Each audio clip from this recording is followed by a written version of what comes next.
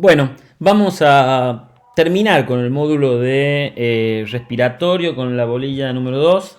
Vamos a hablar de asma, ¿sí? Asma es grande el tema asma. Vamos a tratar de hacer un resumen de asma, como siempre digo, sin dejar de lado leer el libro, ¿no? Recuerden que las clases para nada simplemente son una introducción a la lectura del libro, nada más que eso.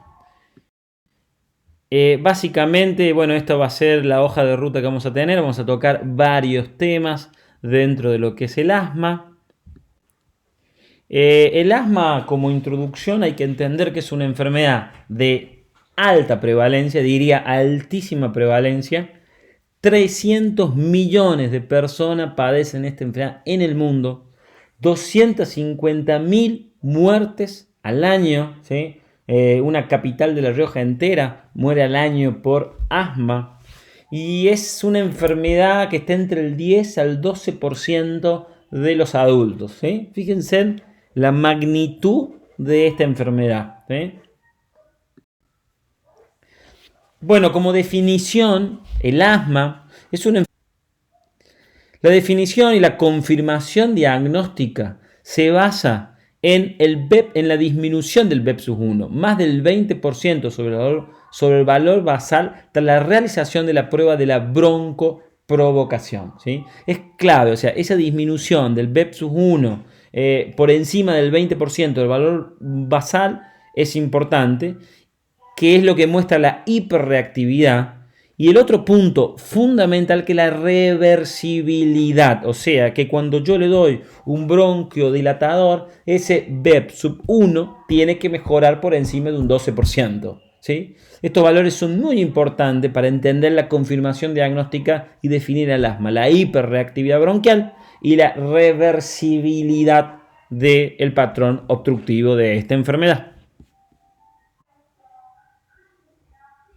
Bueno, esta es la epidemiología, ¿no? Epidemiológicamente ustedes pueden ver la proporción de la población. Argentina se encuentra en amarillo, ¿sí? Los rojos donde hay mayor proporción. Esto está también, hay que tenerlo en cuenta, que depende de la estadística y la seriedad de la estadística del país.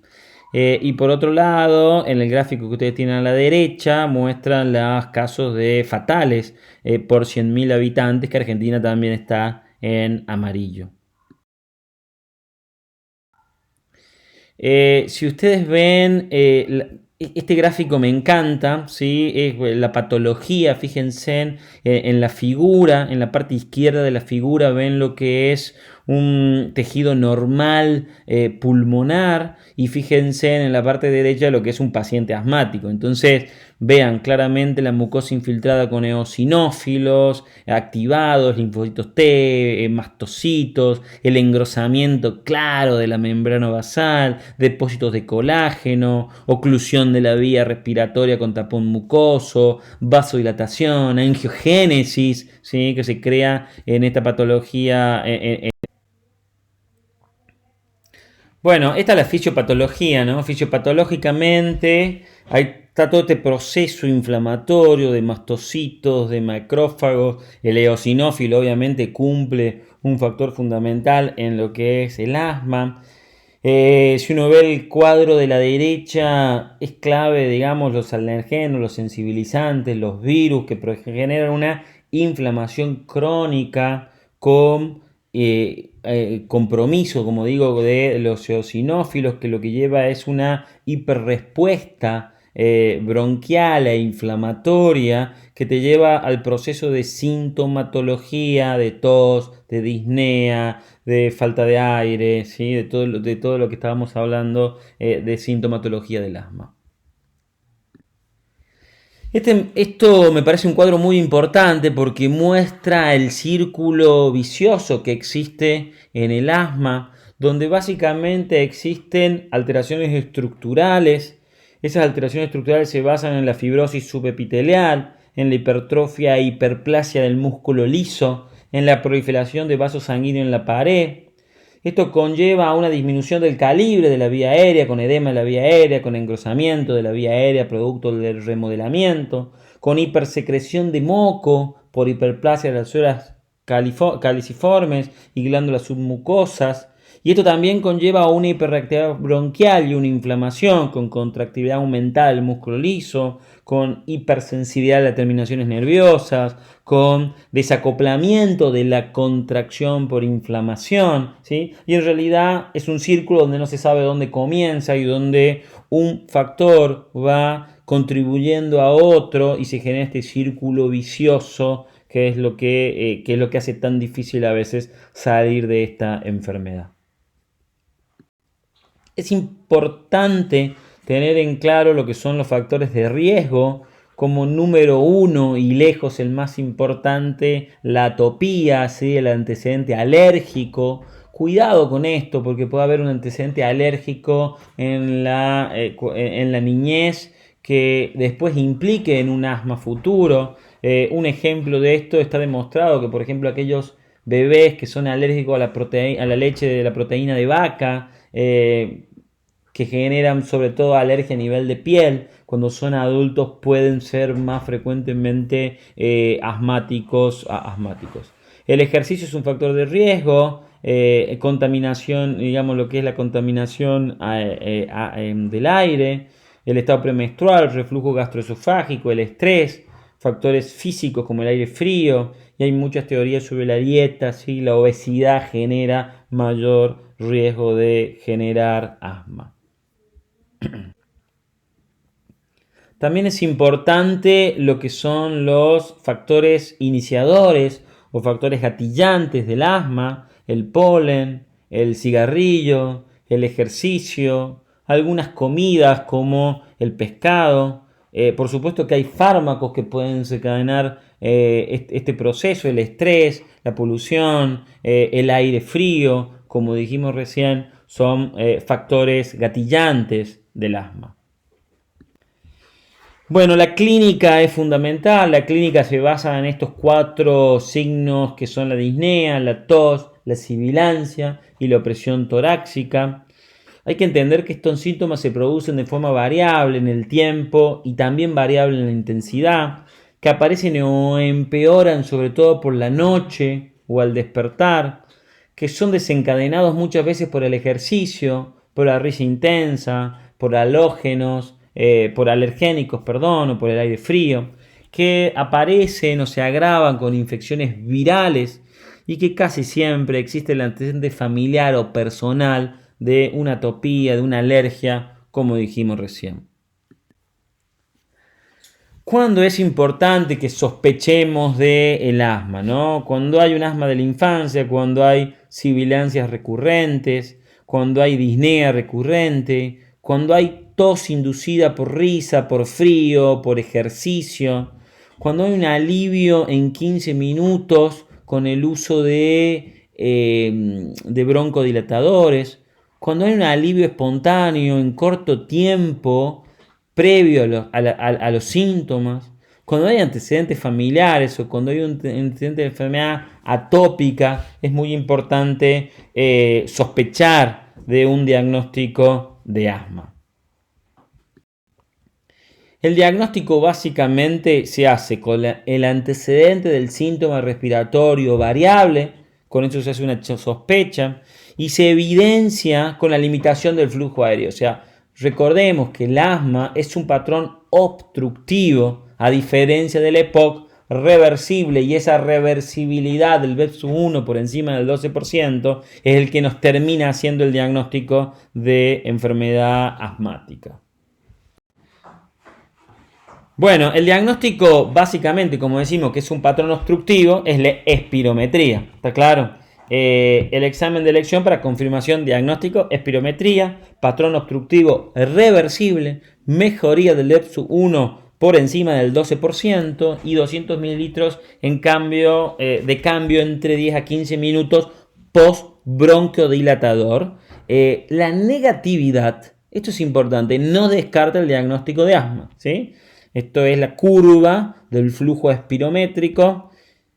Esto es importante también tener en cuenta que el 3 de provocación con metacolina disminuye el BEPS1 o igual al 20% con respecto al basal. Es importante entender porque esto también nos puede, el test de provocación de metacolina también nos puede decir si estamos frente a un asma leve o grave, y frente a un test normal de espirometría normal, pero frente a la sospecha diagnóstica de asma por todo lo que dijimos, es importante hacer un test de provocación con metacolina para poder definir el diagnóstico. El diagnóstico, la variabilidad, mediciones seriadas de pico flujo, ¿sí? Esto que ustedes ven, esta foto que ven, es lo que se llama un pico flujo, hay mucho en las guardias. Entonces el paciente produce una expiración forzada y uno puede medir el BEP-1 acá, ¿sí? Fluctuación de la función pulmonar excesiva en el tiempo. Hay otros estudios que también van a servir para el asma, gasometría arterial por supuesto. Hay que entender que en la gasometría arterial, en el asma crónica estable, esto está absolutamente normal. La agudización te puede llevar a una hipercapnia o una hipoxemia, te puede llevar al alcalosis respiratorio, y cuando hablamos de una crisis grave asmática podemos hablar de acidosis respiratoria. Si uno hace una radiografía de tórax va a ser absolutamente normal. En la crisis grave puede haber hiperinsuflación torácica, pero lo importante de la radiografía de tórax cuando uno estudia un asma es descartar complicaciones, descartar neumotórax, neumomediastino, atelectasia. Los test sanguíneos de eosinofilia pueden ser absolutamente normal si el paciente toma corticoides, o sea, no esperemos tener un asmático siempre con eosinofilia porque a veces no ocurre esto. Las pruebas cutáneas de hipersensibilidad inmediata pueden servir, pero no siempre van a ser importantes para hacer el diagnóstico confirmatorio de asma. Sí de atopía, pero no de asma.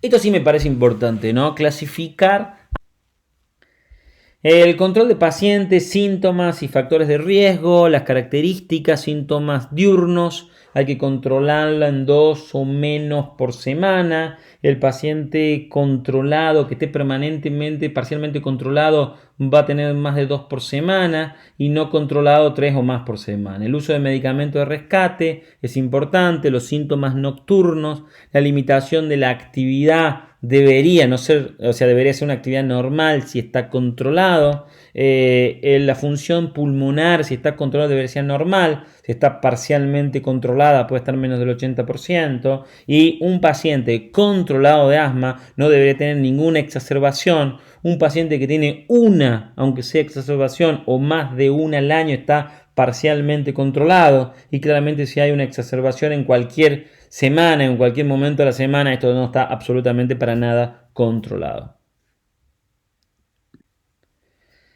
El diagnóstico diferencial del asma básicamente es con el EPOC, con la insuficiencia cardíaca o valvulopatía, con el tromboembolismo pulmonar, ¿sí? Y por el otro lado los síntomas, la tos por IECA, la bronquiectasia, bronquiolitis con eosinofilias, la disnea psicógena, las manifestaciones atípicas, el reflujo gastroesofágico. Bueno, hay que entender que entra dentro de todos estos diagnósticos diferenciales. Tratamiento. Antes de iniciar el tratamiento es importantísimo confirmar el diagnóstico, documentar control de síntomas y factores de riesgo, evaluar la función pulmonar. Muchos pacientes empiezan su tratamiento de asma sin ni siquiera una espirometría, ¿sí? Esto es importantísimo que lo tengamos en cuenta. No podemos empezar un diagnóstico de asma o empezar a dar un broncodilatador a un paciente si no tenemos una función pulmonar. Hay que enseñar correctamente el uso de inhaladores, ¿sí? Porque hay algunas estadísticas que hablan de arriba del 80% de personas que usan mal los inhaladores. Y programar visitas de seguimiento y hacer un seguimiento para saber si este asma está controlado o está parcialmente controlado, que también las estadísticas muestran que la mayoría de los pacientes los tienen parcialmente controlados. El uso de corticoides en el asma reduce síntomas de exacerbaciones, reduce la hiperreactividad bronquial, evita pérdidas cuantitativas y funcionales de receptores beta. Lo que más usamos son los inhalatorios, budesonida, fluticasona, glucometasona. También podemos usar orales, prednisona o prednisolona, mal control con pautas habituales, y por supuesto que también podemos ir a los corticoides endovenosos en los casos de crisis o exacerbaciones graves. Siempre acordarse que los corticoides producen efectos secundarios, aumento de nos llevan a mayores infecciones oportunistas, hipertensión, síndrome de Cushing, más cuando estamos hablando de una enfermedad crónica que va a tener tratamientos crónicos. Así que cuidado con esto. Los beta-adrenérgicos de acción prolongadas creo que son la base del tratamiento. Pueden empeorar controles de enfermedad a largo plazo, por esto nunca como monoterapia. Muy eficaces si se asocian a corticoides y efectos se mantienen por 12 a 14 horas, con lo cual son de muchísima utilidad los beta-adrenérgicos de acción prolongadas. Antagonistas de receptores de leucotrienos se utiliza muchísimo, bloquea respuesta aguda, bloquea la broncoconstricción, bien tolerados, ¿sí? Y con pocos efectos secundarios, y tiene la gran ventaja que es un comprimido, ¿no? Que es vía oral, lo que lleva a una gran compliance de que el paciente tome esta medicación. Bueno, también existen los anticuerpos monoclonales anti-IgE, que vienen por vía subcutánea, que son del asma con una eosinofilia, o sea, un antecedente alérgico muy importante que no se puede controlar con dosis de corticoides. Son seguros, con pocos efectos secundarios, ¿sí? Y tienen el problema es el precio, que es lo que limita su uso básicamente. Esto es clave.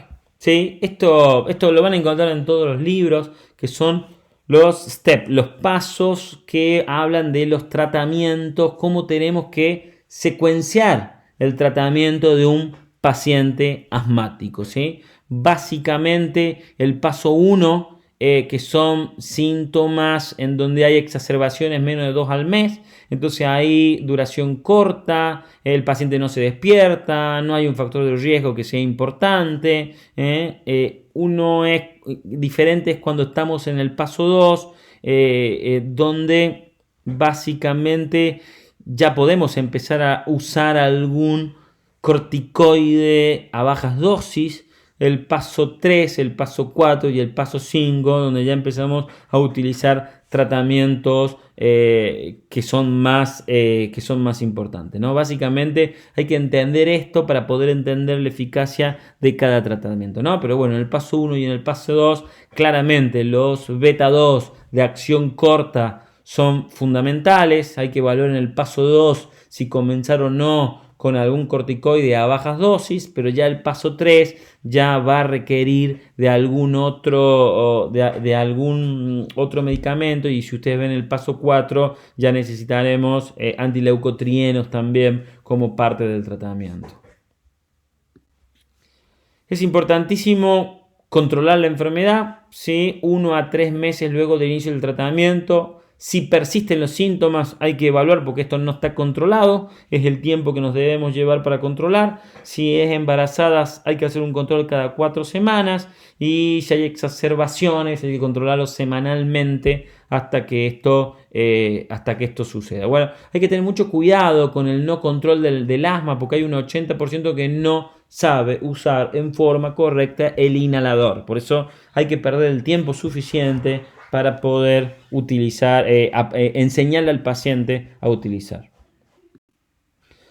Una de las cosas muy importantes que me parece a mí cuando uno no es especialista en una materia es saber cuándo derivar al paciente. Las exacerbaciones, cuando las exacerbaciones son potencialmente mortal, lo tiene que tratar o un alergista o un neumonólogo. Ha requerido hospitalización, es importante. Requiere el uso del paso 4, donde probablemente tengamos que usar anticuerpos anti-IgE. Si no se controla después de 3 meses, de 3 a 6 meses, hay que derivar al paciente. Paciente parece no responder a la terapia. Cuando uno ve que uno da medicación no responde. Si el diagnóstico es incierto, hay que hacer un diagnóstico certero, lo dijimos al principio, si puede ser candidato a inmunoterapia con alergénicos, bueno, hay que derivar al alergista para que esto sea correcto. Me parece interesante las técnicas correctas del uso del inhalador con aerocámara, ¿sí? Hay muchos videos hoy en día y todo el mundo tiene un celular que puede mostrarte cómo usar un inhalador en forma correcta y disminuir ese 80% de gente que maneja mal el inhalador.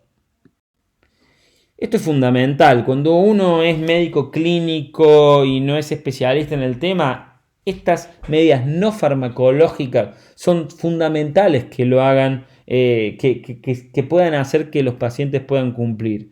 Dejar de fumar, ¿sí? Porque es un gatillador del asma. Actividad física, el paciente debe tener actividad física, hay que tener cuidado que la actividad física no sea gatillador. El uso de antiinflamatorios esteroideos se sabe que también puede provocar mayor asma y las técnicas de respiración también son muy importantes.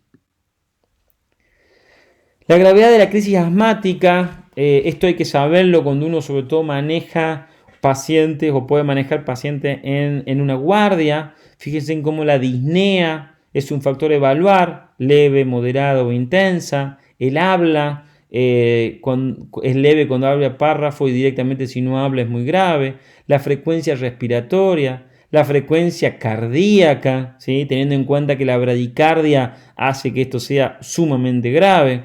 El uso de musculatura accesoria, las sibilancias, y aquí quiero rescatar el silencio auscultatorio como un proceso grave.